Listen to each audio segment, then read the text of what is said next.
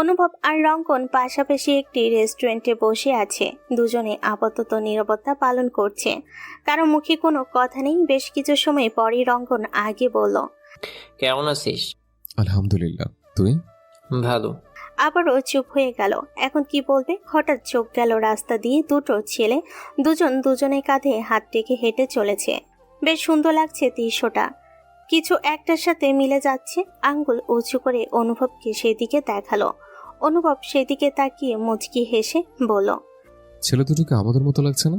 রঙ্গন মাথা নাড়িয়ে সম্মতি দিল। অনুভব আবার বলল, তোর মনে আছে তোর পাল্লায় পরে একজনের ছাদ বাগানের আম চুরি করতে গিয়ে ধরা গিয়েছিলাম? তা মনে নেই আবার? চাষা আপন প্রাণ বাসা, শেষ পর্যন্ত লোকটাকে ছাদে বেঁধে রেখে দৌড়। দুজনেই হাসলো। অনেকক্ষণ গল্প করে কাটালো। একটা সময় পরে অনুভব সিরিয়াস হয়ে বসে পড়ল। তুই একবার আমাকে সে সত্যিটা বলতে, তোর ভুল যে আমি ভাঙিয়ে দিতাম। তখন সেরকম পরিস্থিতি ছিল না। হুট করে কোথায় চলে গিয়েছিলে? এখানে ছিলাম। খুঁজে পায়নি তো? ভুল বললি, খোঁজ দিতে চাইনি। তোর এখনো মনে হয় আন্টির মৃত্যুর পেছনে আমি দায়ী? না। ক্লিয়ার কর। রঙ্গন দীর্ঘশ্বাস ফেলে বলল, মা মারা যাওয়ার পরে আমি খুব বাজেভাবে ভেঙে পড়ি।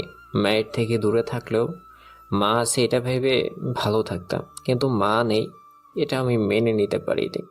মায়ের সাথে আমার শেষ দেখাটা হলো না, আর সে কথাটা আমার প্রিয় বন্ধু জেনেও আমায় জানায়নি।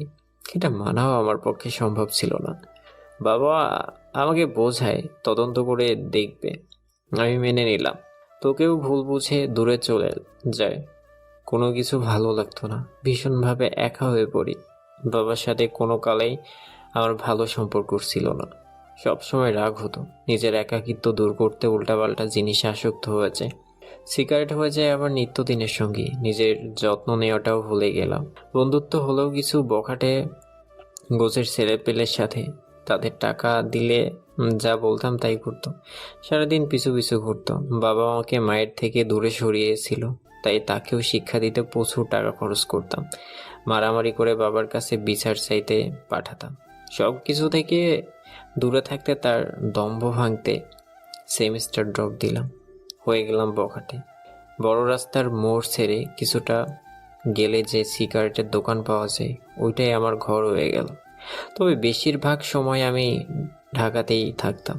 ওখানে যেতাম শুধু দাদিমাকে দেখতে। একদিন হুট করে রাস্তার মাঝে আমাদের জিপটা নষ্ট হয়ে যায়। তখন তোর বোন রিক্সা নিয়ে যাচ্ছিল।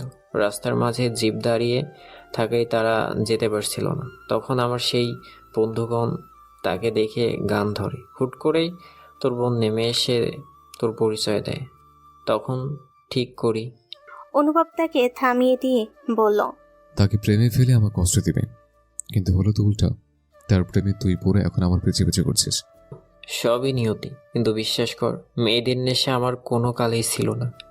তাদের আমি অনেক সম্মান করি। আমার মা শিখিয়েছে, শুধু আহির সাথেই অমন করতাম। তুই খোঁজ নিয়ে দেখতে পারিস। অনুভব মুচকি হাসলো। এগুলো সবই তার জানা, তবুও মনোযোগী শ্রোতার মতো শুনছে।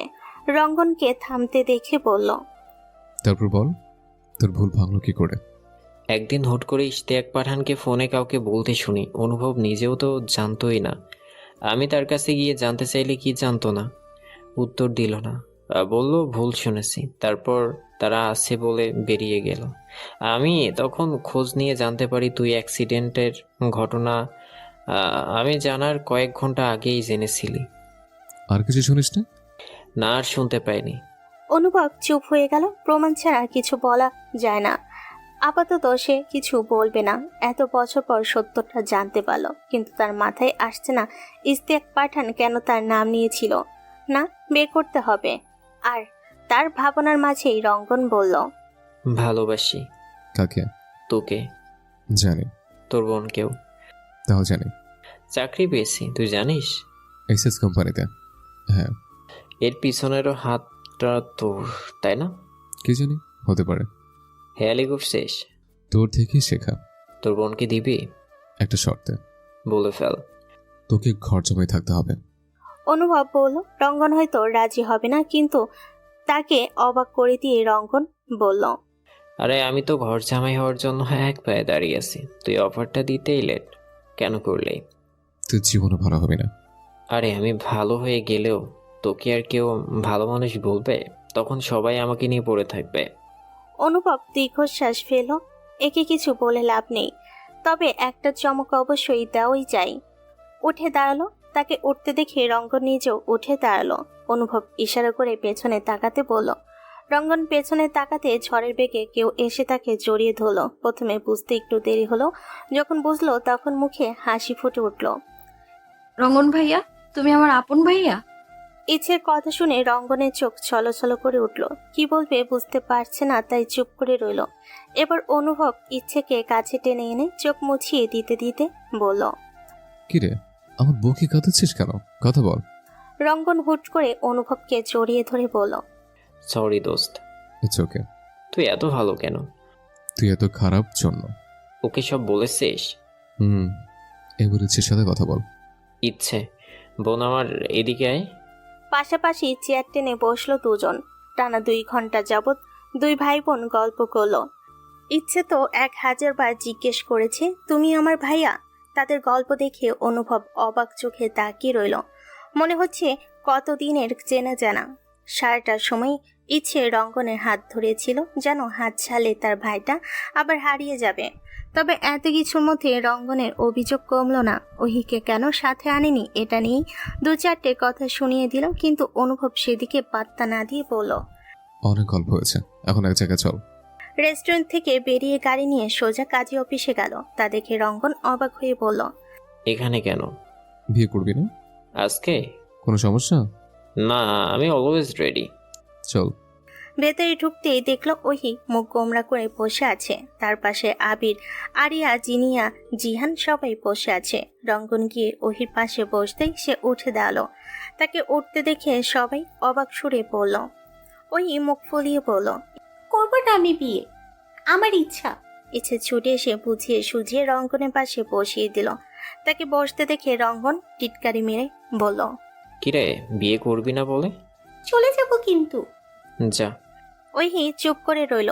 রঙ্গন ওহির দিকে ভালো করে তাকিয়ে ফিসফিস করে বলল, বউ লাগছে না, শাড়ি পরে আসতি। আপনাকেও জামাই জামাই লাগছে না, পাঞ্জাবি পরে আসতে। আমি তো জানতাম না আজই আমার বিয়ে। আমিও জানতাম না। দেখলে তোর খুশটা ভাই নিজের কত বড় অনুষ্ঠান করে বিয়ে করলো, আর তোকে পালিয়ে বিয়ে দিচ্ছে। আবারও আমার ভাইয়ের দুর্নাম করছেন। কাজী প্রচন্ড বিরক্ত হলো। চোখ মুখ কুচকে বলল, তোমরা যত গল্প বিয়ের পরে কইরো, তোমাদের পর আরো 2টা বিয়ে আছে। যদি গল্প গুজব জলদি শেষ করতে ভালো হতো। ইচ্ছে ফিক করে হেসে ফেলল। সবাই মিটমিট করে হাসলো। অনুভব কিছু না বলে তাকিয়ে রইল। তার বোনটা দেখতে দেখতে কত বড় হয়ে গেল। কালকে রাতের ইচ্ছের কাছে সব বলার পর তার বাবা আর তার মায়ের সাথে রঙ্গনের বিষয়ে কথা বলেছে। তারা জানিয়েছে অনুভবের উপর তাদের বিশ্বাস আছে। এ সময় রঙ্গনে একজন কাছের মানুষ বড্ড প্রয়োজন। এই কয়েকদিন ওহি নিজের যা অবস্থা বানিয়েছে, তাদের এভাবে সব ঝামেলা মিটিয়ে তাদের বিয়ে দিতে দিতে অনেক দেরি হয়ে যাবে। নিজের চোখের সামনে ছোট বোনকে কাঁদতে দেখলে কোন ভাইয়ের ভালো লাগে? শেষ পর্যন্ত এটাই সিদ্ধান্ত নিয়েছে, আর ঠিক করে রেখেছে সবকিছুর সমাধান হয়ে গেলে তাদের আবার বিয়ে দিবে বড় করে অনুষ্ঠান করে, আর নিজের বিয়ের থেকেও বড়। সবাই দেখবে আর বলবে, দেখছিস অনুভব মির্জার বোনের বিয়ে হচ্ছে। একটা খাতায় প্রথমে সই নিল, অতঃপর মৌখিক কিছু বিষয় বুঝিয়ে বলল। বেশি টাকা দেনমোহর এখন রঙ্গনের পক্ষে দেওয়া সম্ভব নয়, তাই অনুভব অল্প করে রাখতে বলল। কবুল বলতে বলাই ওহির আগে রঙ্গন বলল। কাজী থতমত খেয়ে বলল, তুমি পরে বাবা, আগে মেয়ে। প্রিয় বন্ধুর কাণ্ডে অনুভব নিজেও হেসে ফেল। ওহি কবুল বলতে বেশ কিছুটা সময় নিল। এই সময় রঙ্গন আর তাকে কিছু বলল না, কিছুটা সময় দিল। অতঃপর রঙ্গনের পালা আসতেই সে একদমই 3 বার কবুল পড়ে নিল। ছেলেদের বিয়েতে বাবার মতামত না হলেও চলে, কিন্তু মেয়েদের বেলায় হয় না। ওহির পরিবারের সবার মত নিয়ে বিয়ে হলো, তবে ইস্তিয়াক পাঠানকে জানানোর প্রয়োজন মনে করলো না। করবে কেন? কেউ কি বিপদ ঢাকঢোল পিটিয়ে ডেকে আনে? যাই হোক, বেশ ভালোভাবে বিয়েটা মিটে গেল। সেখানে আর ভিড় না জমিয়ে বাসার উদ্দেশ্যে রওনা দিল। বাসে ফিরে অনুভব রঙ্গনকে ওহির রুম দেখিয়ে ফ্রেশ হয়ে নিতে বলল, কিন্তু তার তো কোনো কাপড় চোপড় নেই এখানে। অনুভব নিজেই আসলো পিছু পিছু তার জন্য পাঞ্জাবি নিয়ে, হাতে ধরিয়ে দিতে দিতে বলল। যা চেঞ্জ করে নে। যাচ্ছি কিন্তু। রঙ্গন অসহায়ের মতো ফেস বানিয়ে বলল। এই অসহায় নিষ্পাপ বাচ্চাটাকে তুলে আনলে, আবার তোর বোনের সাথে বিয়ে দিলি, কিন্তু এখনো পর্যন্ত খেতে কেন দিচ্ছিস না? কিপটে নেতা কথাকার। অনুভব শার্টের হাতটা গোটাতে গোটাতে বলল। শালা তোকে তো আমি। রঙ্গন ঝটপট ওয়াশরুমে ঢুকে পড়ল। এত মানুষের খাবারের দায়িত্ব অনুভব ইচ্ছের উপর দিল না, বাহির থেকে নিয়ে এসে ইচ্ছের হাতে দিল। তবে আনতে আনতে ঠান্ডা হয়ে গিয়েছে, এজন্য ইচ্ছে আবার সেগুলো নিয়ে গরম করতে গেল। অনুভব ফ্রেশ হয়ে এসে রান্নাঘরে ঢুকলো। ইচ্ছেকে সাহায্য করতে নয়, জ্বালাতন করতে। চুপি চুপি গিয়ে পেছন থেকে জড়িয়ে ধরলো। ইচ্ছে চমকে উঠল। অনুভব হেসে বলল। কি করছো? নাচতেছি। ও মা, একা কেন নাচছো? চলো একসাথে নাচে। বলেই অনুভব তার হাত টেনে ধরে তাকে ঘোরাতে ঘোরাতে গান ধরলো। তোমায় হৃদ মাঝারে রাখবো, ছেড়ে দেব না। তোমায় হৃদয়ে মাঝে রাখবো, ছেড়ে দেব না। ওরে ছেড়ে দিলে সোনার ঘর আর তো পাবে না, না না, যেতে দেব না। তোমায় হৃদ মাঝারে রাখবো, ছেড়ে দেব না।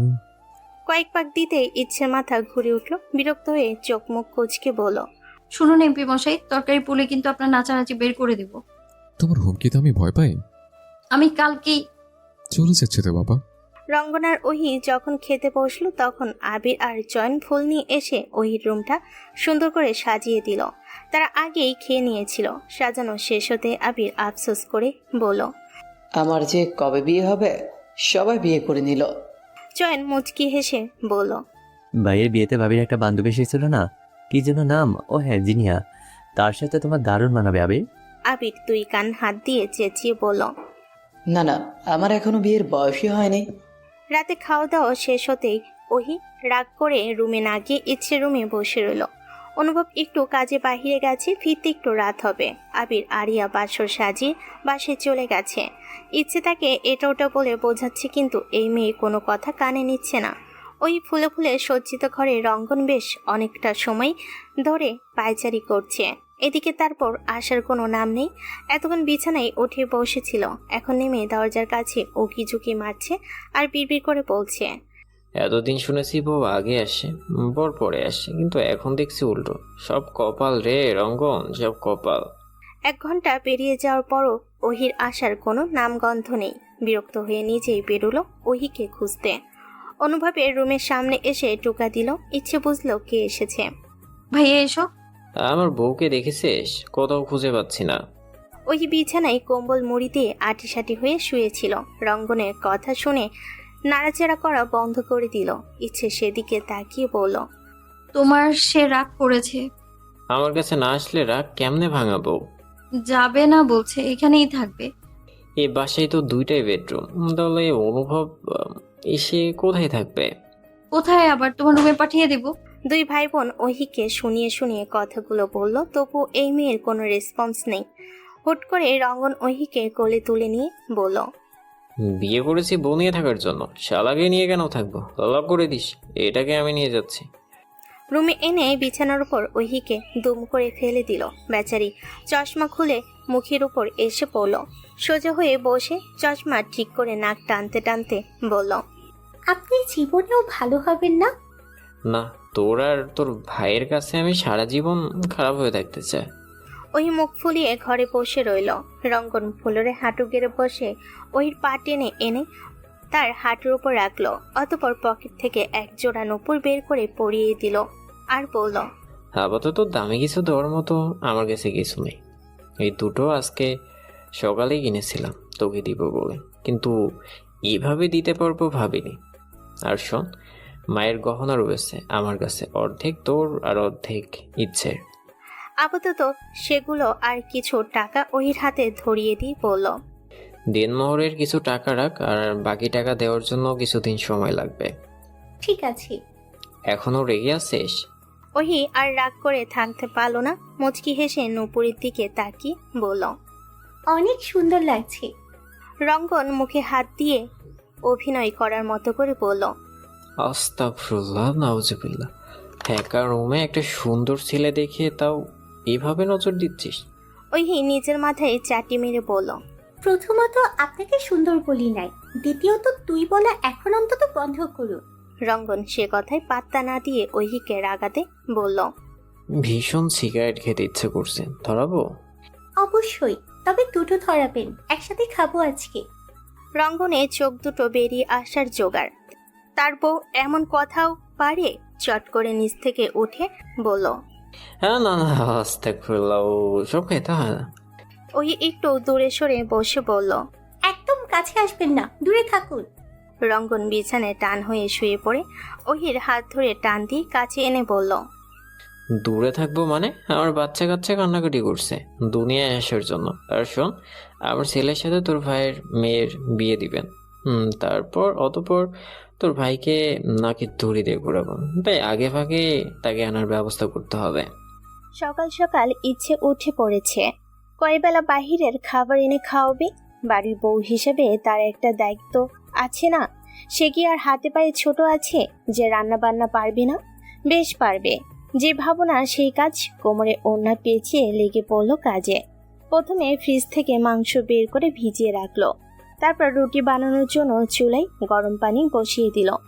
এই সময়ে পেঁয়াজ কুচি, রসুন, আলু কাটতে লাগলো। কিছু সময় পরে পানি হয়ে যেতেই আটা খসিয়ে রুটি বেলতে শুরু করলো।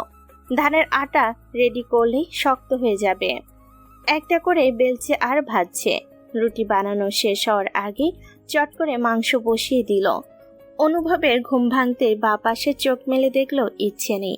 চট করে উঠে বসলো। রুম থেকে বেরোতেই দেখলো ইচ্ছে পাকা গিন্নির মতো কোমরে ওড়না গুজে চুল উঁচু করে খোপা করে রান্না করছে।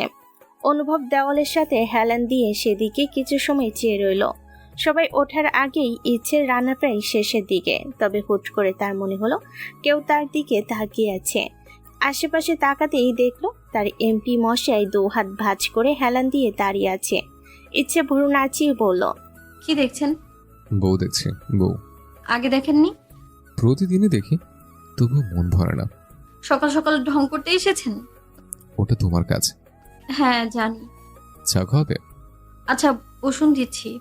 বসবো না, তুমি বানাও, আমি দেখবো। কি আজব, এইভাবে তাকিয়ে থাকলে কাজ করা যায়? যায় না? না, একদমই যায় না। চলে যাব? না, শুয়ে থাকুন। ও, তাহলে বেটা কি এখানে নিয়ে আসবো? বিরক্ত কেন করছেন? তুমি বিরক্ত হচ্ছ তাই। আপনি যাবেন? না গেলে? আমি চলে যাব। ডান, জলদি এসো, তোমাকে নিতে এসছি।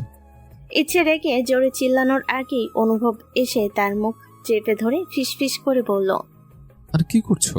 ওই আর রঙন উঠে যাবে। অনুভবের মুখ থেকে ছাড়িয়ে ইচ্ছে নাক ফুলিয়ে রইল।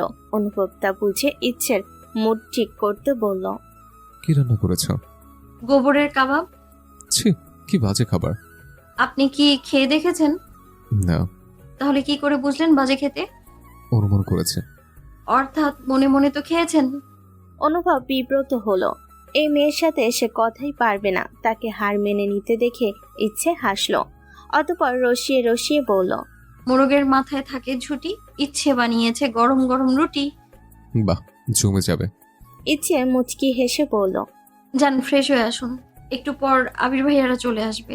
অনুভব মাথা নাড়িয়ে ভেতরে চলে গেল। কালকে দিনটা সে ফ্রি ছিল, তবে আজকে থেকে আবার ব্যস্ততা শুরু। ইচ্ছে হাতের কাজ শেষ করে টেবিল গোছাচ্ছিল। হঠাৎ তার ইস্তিয়াক পাঠানের সাথে দেখা হওয়ার কথা মনে পড়ল। লোকে বলে বাপের সাথে মেয়ের মুখের মিল থাকে, তারও কি আছে? কই, কালকে তো বুঝলো না। আর অমন একটা পরিস্থিতিতে বোঝার কথাও না। সব থেকে বড় কথা খেয়ালই করিনি। তবে তার এখনো অনেক কিছু জানার বাকি আছে, সব জানতে হবে। তার এসব ভাবনার মাঝেই কলিং বেল বেজে উঠল। ইচ্ছে ঝটপট গিয়ে দরজা খুলতেই দেখলো আবিরদের সাথে আকলিমা বেগমও এসেছেন। ইচ্ছেকে দেখেই একগাল হেসে বললেন, কেমন আছে আমার বাচ্চাটা? ইচ্ছে মুচকি হেসে বলল, আলহামদুলিল্লাহ অনেক ভালো কাকিজান, তোমরা আগে ভেতরে এসো তো। আবির ভেতরে ঢুকতে তার নাকে আগে মাংসের গন্ধ আসলো। টুপ করে গিয়ে দু টুকরো তুলে মুখের মধ্যে নিয়ে নিল। বাইর থেকে এসে ফ্রেশ না হয়ে খাবারে হাত দেওয়াতে আকলিমা বেগম রাগি রাগি চোখে বললেন, এসব কি আবি বেটা, যাও আগে ফ্রেশ হয়ে নাও। যাচ্ছে যাচ্ছে। তাদের কথার মাঝে রঙ্গন বেরিয়ে আসলো। আকলিমা বেগম তাকে দেখে মুখ ফুলিয়ে রাখলেন। রঙ্গন তা দেখে মাথা চুলকিয়ে তার পাশে গিয়ে বসে বলল, কাকিমণি কেমন আছেন? আমি কেমন আছি তা জানি তুই কি করবি? এত বছর খোঁজ নিয়েছিস, হুট করে কোথায় চলে গিয়েছিলি? ভুল হয়ে গেছে, আর হবে না, সত্যি। মনে থাকবে তো? থাকবে। আমার রঙ্গন বেটা এত বড় হয়ে গেছে। অনুভব ঘর থেকে আসতে আসতে বলল, ব্যাটা তো আর নেই, এখন জামাই হয়ে গেছে। একদম। আর তোর দুলো ভাই? আমি তো দুলা ভাই, তুই আমার শালা। তুই আমার শালা? আহা, অনু বেটা আবি বেটা দুজনে থামো। কিছু সময় সবাই মিলে গল্প গুজব করলো। খাবার ঠান্ডা হয়ে যাচ্ছে, তাই ইচ্ছে রঙ্গনকে বলল। ভাইয়া ওহিকে ডেকে নিয়ে আসো। রঙ্গন উঠে দাঁড়ালো। ভেবেছিল ওহি এখনো ওঠেনি, কিন্তু গিয়ে দেখলো ওহি অলরেডি ফ্রেশ হয়ে চুল আঁচাচ্ছে। রঙ্গন বিছানায় বসতে বসতে বলল, বাড়িতেই বেশি ভালো লাগে তোকে। ওহি আর চোখে তাকিয়ে বলল, আমি এখন শাড়ি পরতে পারবো না। একটু পড়তে? শাড়ি আবার একটু কি করে পরে? তাহলে পুরোই পর। ওহি বিরক্ত হয়ে চুপ করে রইল। এই লোকের সাথে কথা বলে লাভ নেই, তার আপাতত ইচ্ছের কাছে যেতে হবে। রুম থেকে বের হতে চাইলো, কিন্তু তার আগে রঙ্গন চট করে গিয়ে দরজা লক করে দিল। কি হলো? একটা ছেলে আর একটা মেয়ে। কি? কিছু না, এদিকে আয়। ওহির হাত ধরে টেনে পাশে বসিয়ে দিল, বলল, আর একটু থাক, ভাল লাগছে। বাড়ি ভর্তি মানুষজন। কে বললো? আমি সবারই কণ্ঠ শুনেছি।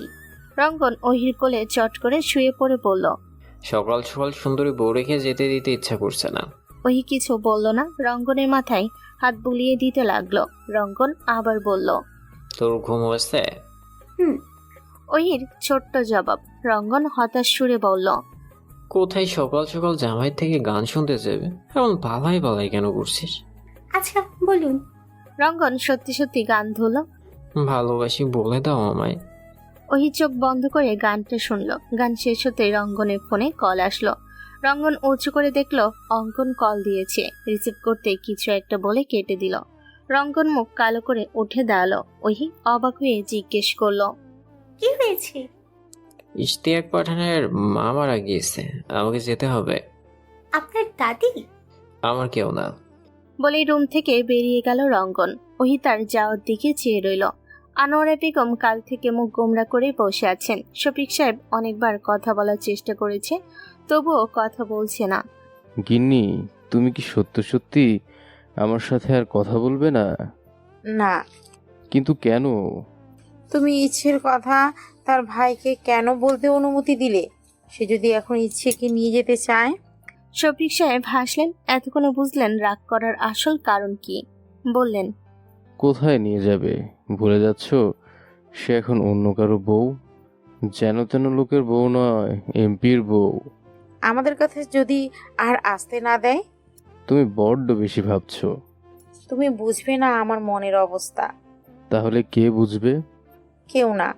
শফিক সাহেব মুচকি হেসে এগিয়ে গিয়ে স্ত্রীকে জড়িয়ে ধরে বললেন, আমার ইচ্ছে তোমারই থাকবে। আনোয়ারা বেগম মুখ গোমরা করে বললেন, আজকে তো কল দিল না ইচ্ছে। তার কথা শেষ হওয়ার আগে ইচ্ছে কল আসলো। বেশ কিছু সময় দুজন কথা বলল। অতঃপর আনোয়ারা বেগমের মন ভালো হয়ে গেল। তাকে হাসতে দেখে শফিক সাহেব বললেন, বউ আমার সবাইকে ভালোবাসে, শুধু আমায় ছাড়া। রঙ্গনকে একা ছাড়ল না অনুভব। সে নিজেও রঙ্গনের সাথে রওনা দিল। ইচ্ছের যাওয়ার জন্য বায়না ধরল, তাকে সাথে নিল না রঙ্গন। কুঞ্জ ভিলা। শোকের ছায় কত মানুষ কত কথা বলছে, ভালো থেকে মন্দর কথাই বেশি বলছে। পাড়া প্রতিবেশী আশেপাশে ঘুরছে আর বলছে, কি যে অহংকারী ছিল এই মানুষের, বর কি নির্যাতনই না করতেন। এখন পরপারে গিয়ে বুঝবেন কোনো অহংকারী তার টিকবে না। আসলে দুনিয়ার জীবনে আমরা কতই না উতলা হয়ে থাকি। মরার ভয় আর কয়েকজন করি। মরার ভয় করলে কেউ আর কোনো পাপ কাজ করতে পারতো না।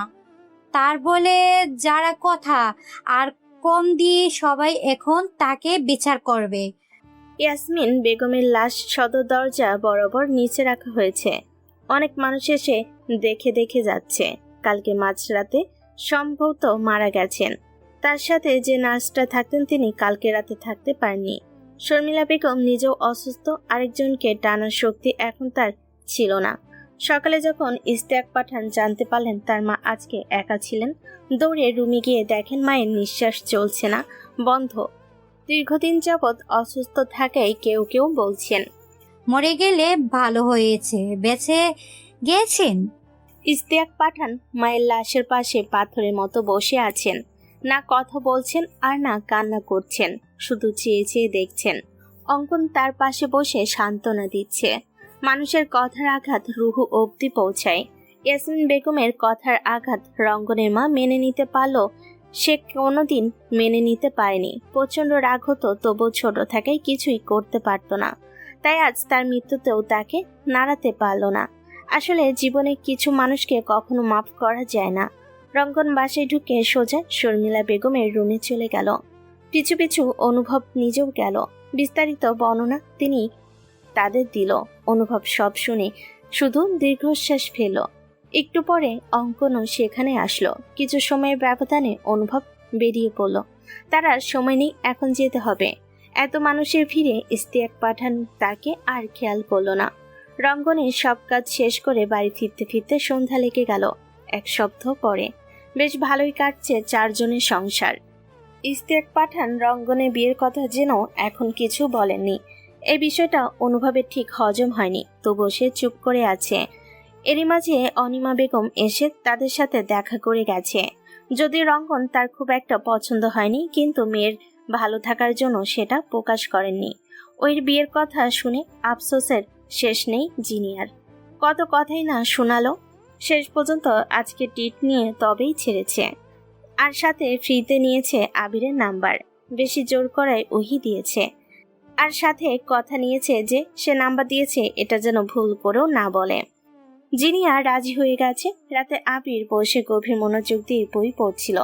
হঠাৎ ফোনের শব্দে মনোযোগ নষ্ট হলো। বিরক্ত নিয়ে ফোন হাতে তুলল।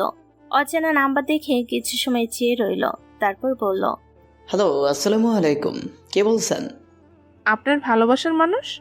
ও, মা বোন তো বাড়িতেই আছে। আপনি নিশ্চয়ই আমাদের বাড়ির কাজের খালা। জিনিয়া নাক মুখ কুচকে ফেলল, বলল, আমি আপনার শখের নারী। আবির নিজেও থতমত খেল। ভয়েসটা চিনতে বেশি সময় লাগলো না। এমন নয় সে বহুত ভালো মানুষ, কিন্তু ছোট বোনের বান্ধবীর সাথে লাইন মারবে বিষয়টা কেমন দেখায়। তাও যদি একটু ভালো মায়া হতো। এ তো একটা বারুদ। শুনুন, আমার কোনো শখের নারী ত্বকের নারী নেই। ভুল জায়গায় কল দিয়েছেন। রাখছি। আরে দাঁড়ান দাঁড়ান, ফোন কাটবেন না, কথা আছে। তাড়াতাড়ি বলুন, আমার কাজ আছে। এই নাম্বার কি আপনার কাছে সব সময় থাকে? আবির বিব্রত বোধ করল। নিজের পার্সোনাল নাম্বার আর কার কাছে থাকবে, বলল, না, এলাকার সবার কাছে থাকে। আর কিছু?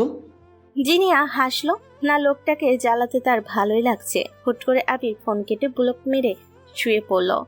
আপাতত পড়ার মুড নেই, একটু পরে আবার উঠে পড়বে। জিনিয়া জানতো এমনই হবে, তাই বাড়ির সব কয়টা সিম একসাথে নিয়ে বসেছে। আবার কল দিল, আবির ধরল না। বেশ কয়েকবার দেওয়ার পরে কিছু করার কথা শোনাতে ধরল। কি সমস্যা? আপনিই তো সমস্যা, কল কাটছেন কেন? দেখুন, আমি আপনার সাথে প্রেম করতে পারবো না, তাই সে আশা ছেড়ে দিন। আমি আপনার প্রেমের প্রস্তাব কখন দিলাম? আবির নিজের মাথায় হাত দিয়ে বিড়বিড় করে বলল, কার পাল্লাই পড়লো। কিছু একটা ভেবে বলল, আপনি আমাকে বিরক্ত করলে আমি খুশি হব। জিনিয়া হেসে ফেল। নিজে বলে নিজে থতমত খেল। সে না লাগাতে ভুলে গেছে, অতঃপর ফোন অফ করে রেখে দিল।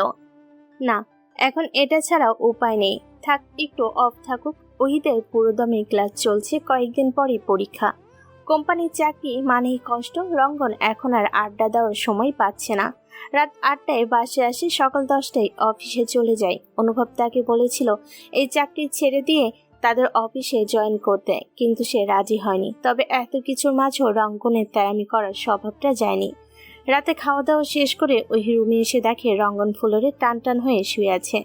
কিছুটা চমকে দৌড়ে কাছে গিয়ে বলল, কি হয়েছে আপনার? এভাবে নিচে শুয়েছেন কেন? আপনার কি শরীর খারাপ? রঙ্গন সেভাবে পাশ ফিরে ভুরু কুচকে বলল, কিভাবে কিছু হয়নি, গরম লাগছিল তাই নিচে শুয়েছি। গরম লাগছে এসি দিতে, আর না হয় জানালাটা খুলে দিতে। আমার ইচ্ছে।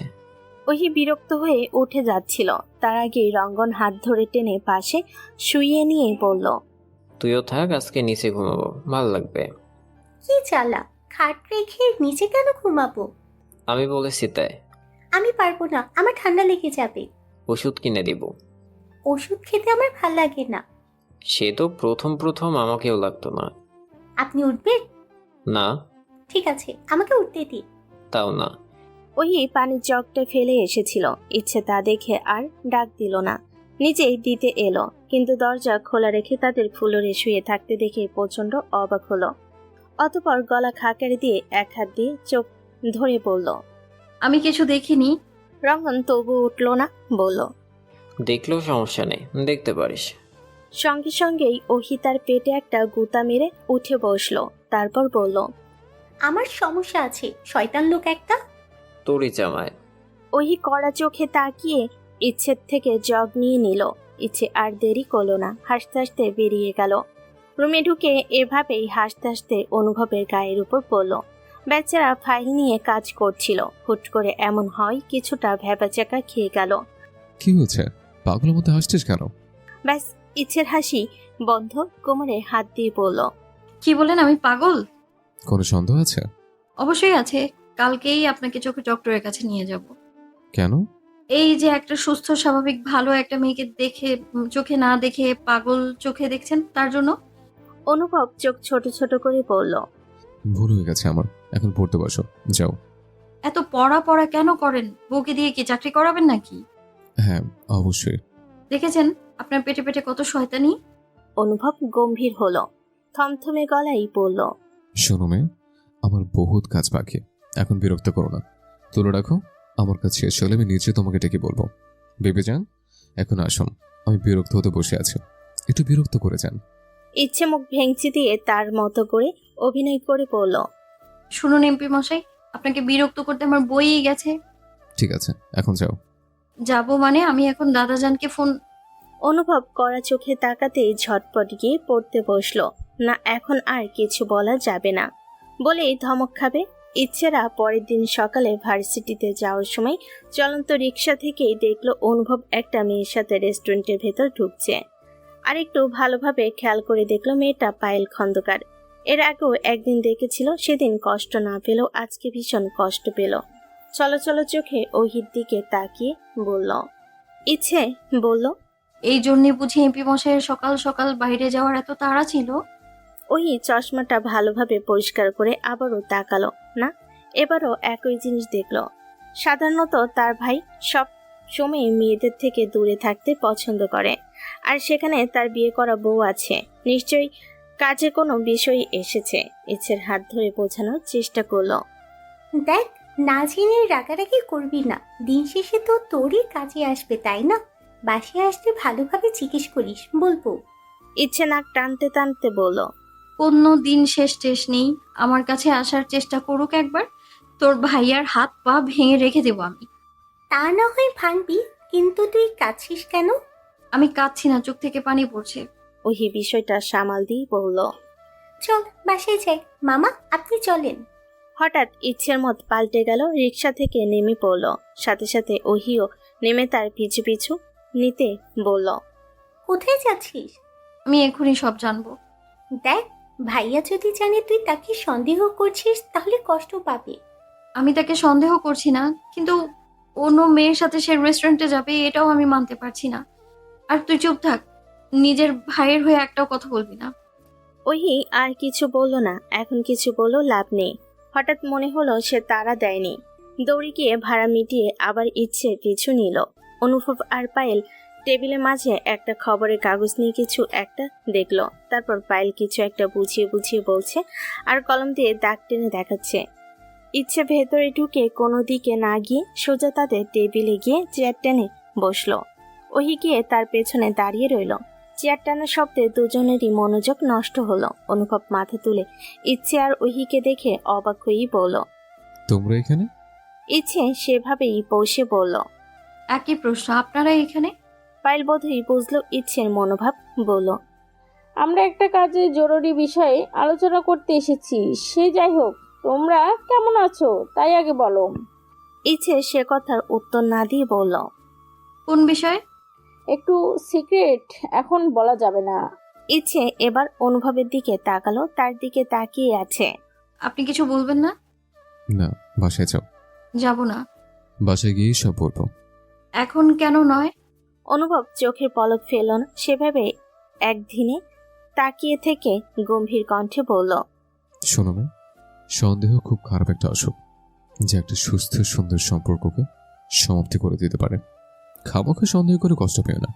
আমি তোমারই আছি, তোমারই থাকবো এবং তোমাকেই ভালোবাসবো। শেষ। ইচ্ছে রাগ, দুঃখ, অভিমান সব শেষ, কিন্তু এখন ভীষণ লজ্জা লাগছে সবার সামনে এভাবে কেউ বলে। খুইসটা লোক একটা, আর চোখে একবার ওহির দিকে একবার পায়েলের দিকে তাকালো। তারা মিটমিট করে হাসছে। কি জ্বালা! ইচ্ছে চট করে উঠে দাঁড়ালো। দৌড় দেওয়ার আগে তার হাত টেনে আবারও বসিয়ে দিল পায়েল। সাথে ওহিকেও বসতে ইশারা করলো। আরে কোথায় যাচ্ছ? এত লজ্জা পেতে হবে না, তোমার বয়স আমি পেরিয়ে এসেছি, তাই এইসব খুব ভালো মতোই বুঝি। এখন এগুলো বাদ দিয়ে বলো কি খাবে। ইচ্ছে ভাবলো অনুভব রাগ করে আছে, কিন্তু তাকে অবাক করে দিয়ে অনুভব মুচকি হেসে বলল, ফুচকা খাবে? ইচ্ছে মাথা নাড়ালো। ওইকে জিজ্ঞেস করার আগেই বলল, আমি আইসক্রিম আর বার্গার খাবো। পায়েলের কাগজপত্রগুলো ব্যাগে তুলে নিল। অনুভব এই ফাঁকে অর্ডার দিয়ে দিল। সবার খাওয়া দাওয়া শেষ হতে পায়েল কাজ আছে বলে বেরিয়ে পড়ল। অনুভব তাদের দুজনকে নিয়ে গাড়িতে উঠে বসলো। তাদের নামিয়ে দিয়ে নিজের কাজে চলল। ওহিরা বাসায় ফিরে দেখলো রঙ্গন মুখ ফুলিয়ে ড্রয়িং রুমের সোফায় বসে আছে। এক্সট্রা চাবি সবার কাছে আছে, তাই কিভাবে ঢুকেছে সেটা নিয়ে আর ভাবলো না। ইচ্ছে আর ওহি একে অপরের দিকে তাকিয়ে তার দুপাশে গিয়ে বসে বলল, কি হয়েছে আপনার? ভাইয়া, এই সময় তুমি বাসায়? রঙ্গন হাত দিয়ে নখ কামড়াতে কামড়াতে বলল, চাকরি চলে গেছে। কি? কেন? আমার সাথে শালা বসগিরি দেখাতে আসে, দিয়েছি দুঘা, আর চাকরি থেকে বের করে দিল। তোমাকে মারেনি তো? আমাকে পারবে? এত সাহস আছে নাকি? আমি চাকরি করব না বলে চলে এসেছে। ঠিক করেছো ভাইয়া। শোনো, ওই চাকরি করা লাগবে না, তুমি ভালো বস ডিজার্ভ করো। একদম, তবে আর 2-4টা দিয়ে আসতে পারলে ভালো হতো।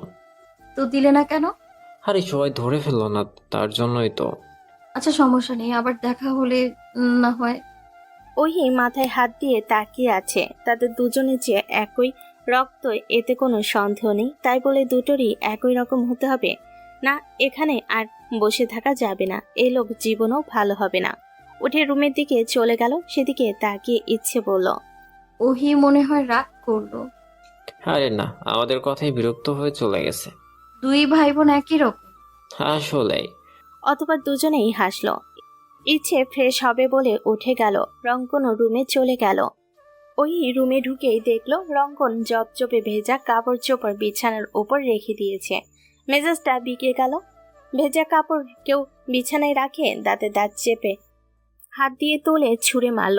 রঙ্গন মাত্র রুমে ঢুকেছিল, মুখের ওপর ঠান্ডা কিছু পড়তে দেখে চমকে উঠে ক্যাচ ধরে বলল, এগুলো ছুঁড়ে মারছো কেন?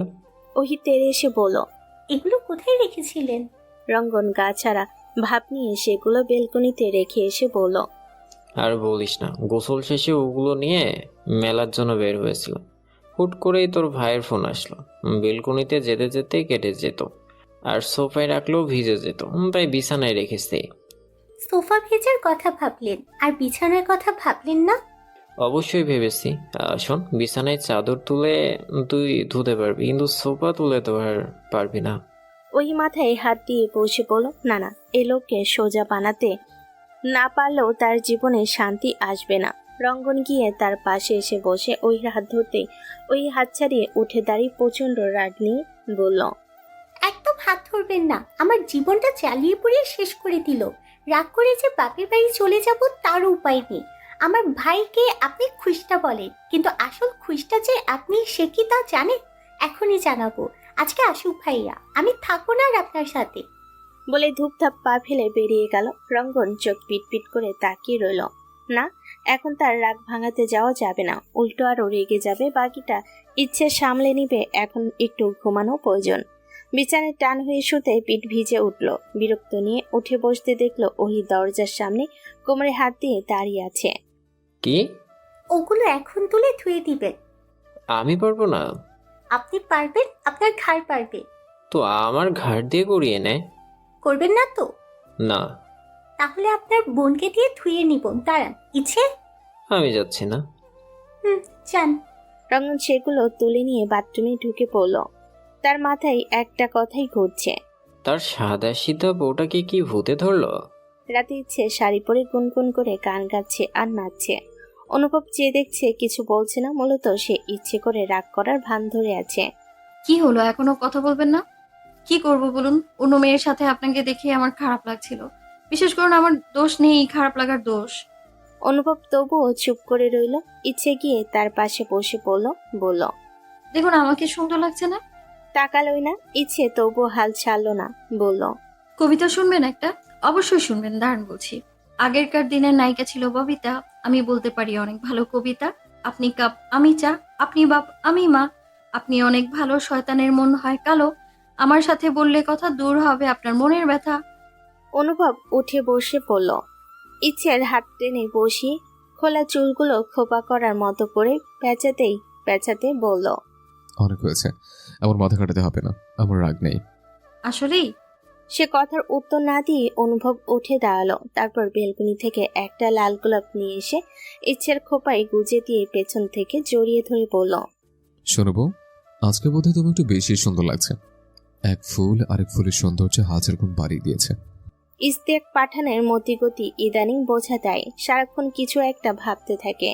খাওয়া দাওয়া ঠিক মতো করতে চায় না। ডাক্তারের কাছে নিয়ে যেতে চাইলে প্রচন্ড রেগে যায়। অঙ্কন এবার বিষয়টা সিরিয়াস ভাবে নিল। রঙ্গনকে জানালে সে বিষয়টা গিয়ে অনুভবের কাছে বলল। সবে মিলে ঠিক করলো, ধরে পেতে হলো ডাক্তারের কাছে নিয়ে যাবে। কিন্তু তার করতে হলো না। বিকালে ইস্তেক পাঠান নিজে রঙ্গনকে ফোন করে জানালো শেষবারের মতো তাদের কিছু বলতে চায়। কথা শুনেই বোঝা যাচ্ছিল তার বোধহয় শরীর খারাপ। চারজনে বেরিয়ে পড়ল কুঞ্জভিলার উদ্দেশ্যে।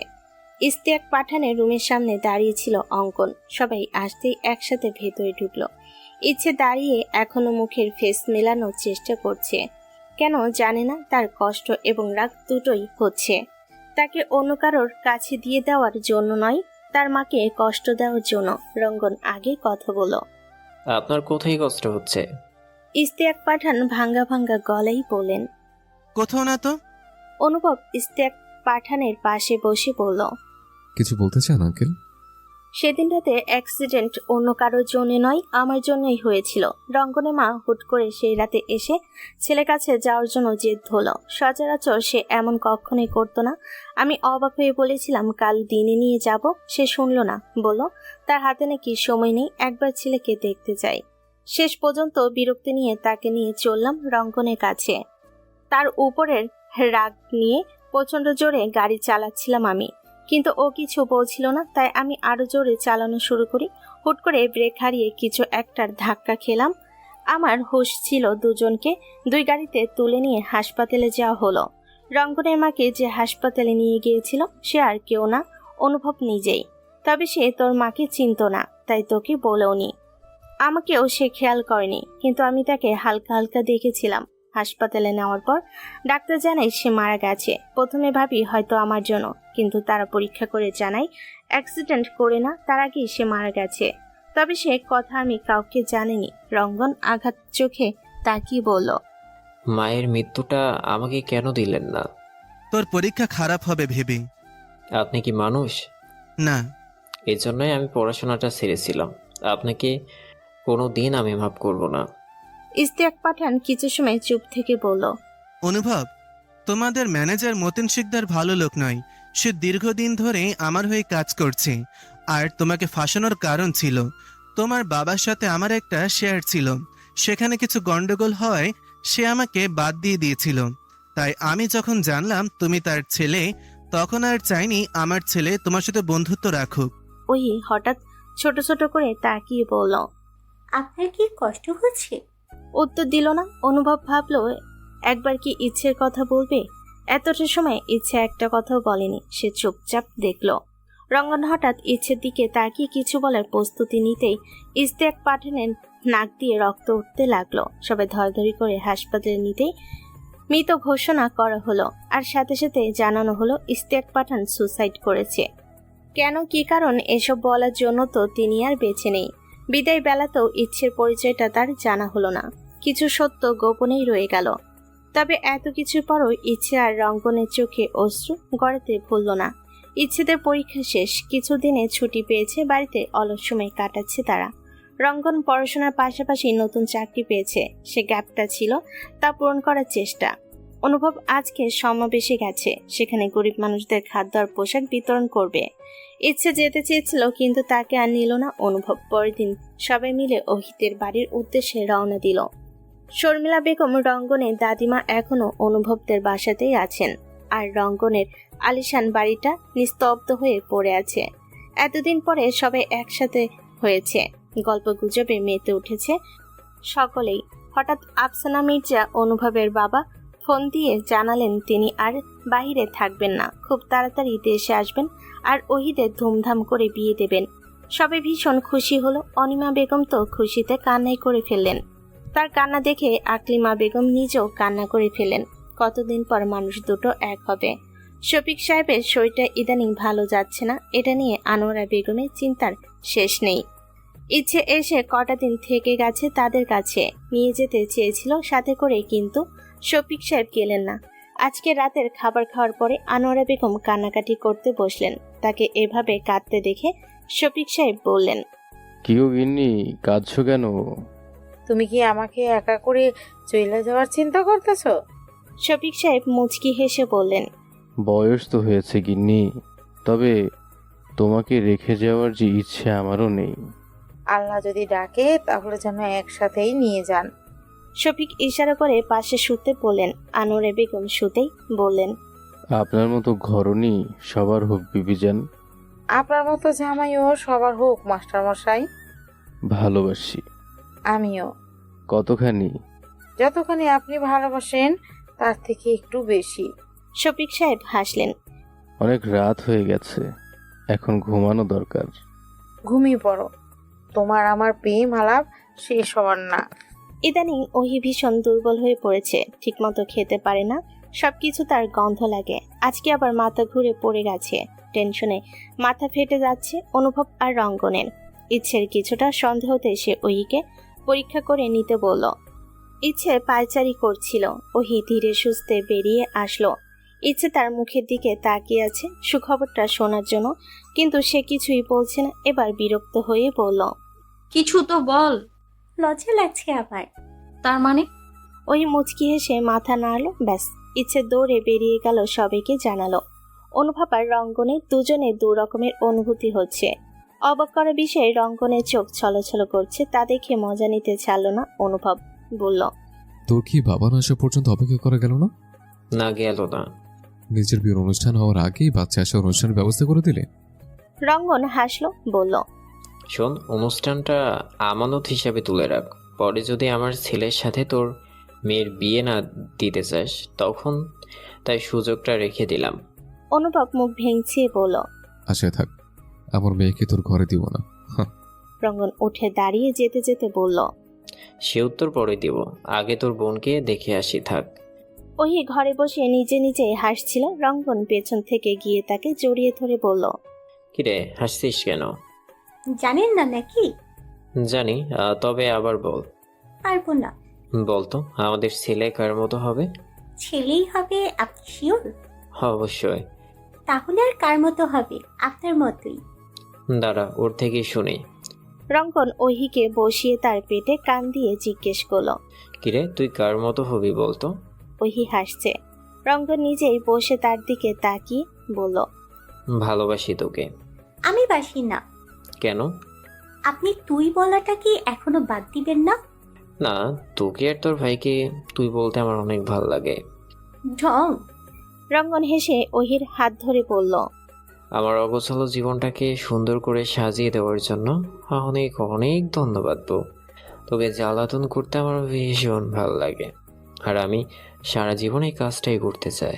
সবাই তো ভালোবেসে পাশে থাকে, আমি না ওই জ্বালিয়েই পাশে থাকলাম। ভালোবাসাটা হয়তো ঠিকমতো প্রকাশ করতে পারি না, কিন্তু সত্যি এটাই, আমিও আপনাকে ভালোবাসি। ইচ্ছে ভীষণ খুশি। আনোয়ারা বেগম ফোন দিয়ে জানাতে তিনি বললেন, তুই কবে নিবি? ব্যাস, তার মাথায় এখন এটাই ঘুরছে। মুখ ফুলিয়ে রুমে ঢুকে চুপচাপ বিছানার উপর বসলো। অনুভব একটা বই পড়ছিল, ইচ্ছেকে আসতে দেখে রেখে দিল, বলল, এত খুশিতে নাচানাচি করছিলে, আমার কি হলো? ইচ্ছে মুখ ফুলিয়ে বলল, আমারও বাচ্চা চাই। আমাদের বাচ্চা আমাকে কি বলে রাখবে? এই টেনশন কি তোমার শেষ? ধুর, ওসব এখনো মনে রেখেছেন? রাখবো না বলছো? হুম। আচ্ছা, আমাদের হবে, এদিকে এসো। ইচ্ছে এগিয়ে যেতেই অনুভব বইয়ের ভাঁজ থেকে একটা চিঠি বের করে তার হাতে ধরিয়ে দিতে দিতে বলল, শোনো মেয়ে থেকে শোনো বউ হয়ে গেছো, তাই বলে কি চিঠি দেওয়া বাদ দিবে? আর চিঠি দাও না কেন, আবারও চিঠি দিবে, বুঝছো? আর এটা দিলাম তোমাকে মনে করিয়ে দিতে। ইচ্ছে অবাক চোখে তাকিয়ে চিঠি খুলে পড়তে লাগলো। প্রিয় বউ, ভালোবাসি ভালোবাসি ভালোবাসি, তোমাকে আমি ভীষণ ভালোবাসি। আমার হাজারো ক্লান্তি দূর করতে তুমি নামক একটা মানুষ হলেই যথেষ্ট। মানুষ কত রকমের ভাবে প্রিয় মানুষের রাগ ভাঙায়, আর তুমি ভাঙাও তোমার সে বিখ্যাত কবিতা শুনিয়ে। বিষয়টা কিন্তু বেশ ইউনিক, কখনো হয়তো বলি না, তবে আজ বলছে। তোমার লজিকহীন কবিতাগুলো আমার ভীষণ পছন্দ। শোনো বউ, আমি তোমাকে ভালোবাসার চাদরে মুড়িয়ে নিজের কাছে সারা জীবন রেখে দিতে চাই। জীবনের প্রথম চিঠি লিখছে, কি লিখবো বুঝতে পারছি না, তাই আপাতত এতে টানলাম। এতে তোমার অপ্রিয় থেকে প্রিয় হওয়া এমপি মশাই। ইচ্ছে চট করে অনুভবকে জড়িয়ে ধরল, একটু রয়ে সয়ে বলল, আমাদের বাড়ির গাছে আম আসে 12 মাসই। শুনুন এমপি মশাই, আমি আপনাকে ভীষণ ভালোবাসি। 7 বছর পর। আমি তোকে বধ করব লেতম, তাহলে তুই আমার কথাতে উঠবি আর বসবি। বধ করবি মানে? না না, বধ বধ। বধ মানে বয়স করার কথা বলছিস? বধ। সকাল সকাল কি মামুনির হাতে মারটারকে মাথা কি গেছে তোর জেরি? না, মাল খাইনি। তুই একদম নড়বি না, আমি এখন বধ করলো তোকে। আমাকে কেন বশ করবি? তুই যাতে সারা জীবন আমার কথা মতো চলিস, সেই জন্য। শালা না সারা হবে, কিন্তু তুই এই কথা কোথায় শুনেছিস তাই বল। লাহিলা খালা বলেছে আমাকে। কি? কেন? আমি আজকে টিভিতে বাগানে লাহিলা খালা দেখতে দেখেছি। আমি গিয়ে বললাম, বধ কি? বলল, কিছুই না তো। তুমি এখানে কেন মা? তুমি আগে বলো কেন এসেছো, নইলে আমি বাবাকে বলে দিব। তুমি দারোয়ান চাচুকে দেখে মিটমিট করে হাসো, তারপর বলে দিব তাকে বস করা হয়, সে সব কথা শুনে। রায়ন বিরক্ত হলো, থমথমে গলায় বলল, দেখ আসিস, সকাল সকাল আমেদের ঘুম করবি না, মানে নিচে এক কাটা পথ দিয়ে 4টা দাঁত ফেলিয়ে দিব। আর সেই রেগে তাকিয়ে বলল, আর আমি কি তোকে ছেলে দিব? তুই এক তোর বাপ, আমার কিছু করতে পারবি না। তোকে আমি বলে রায়নের হাতে কামড় বসিয়ে দিল। বেচারার মাথায় সে 2-4টি কিল বসিয়ে দিল। রঙ্গনার ইচ্ছে ছুটে এসে তাদের ছাড়িয়ে নিল, অতঃপর একে অপরের দিকে অসহায় চোখে তাকালো, যার অর্থ এদের বিয়ে দেওয়ার আশা বোধহয় আশায় রয়ে যাবে।